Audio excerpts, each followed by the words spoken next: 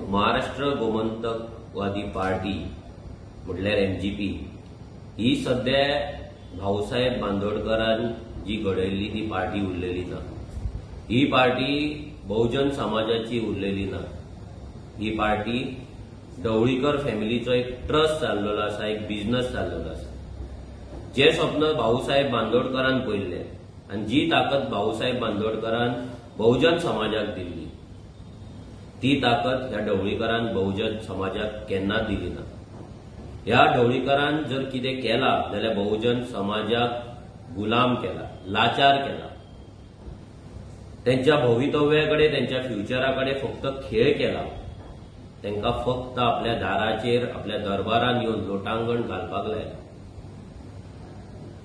ह्या ढवळीकराचो जो family business आसा, हे पॉलिटिक्स जी एमजीपीच्या नावान तो करता, हो बिझनेस रेव्होल्युशनरी गोवन्स काबार करता। रेव्होल्युशनरी गोवन्स ही घडला गोंय गुलामगिरी मुक्त करपाक, गोंय लाचारी मुक्त करपाक, आणि तेतून जशें आमी 70 करता तशेंच मडकय ह्या मतदारसंघान ढवळीकराची जी पॉलिटिकल करियर आसा, जी राजकीय कारकीर्द आसा, ही काबार करूनच आमी ओगी रावतले। देव बरें करूं।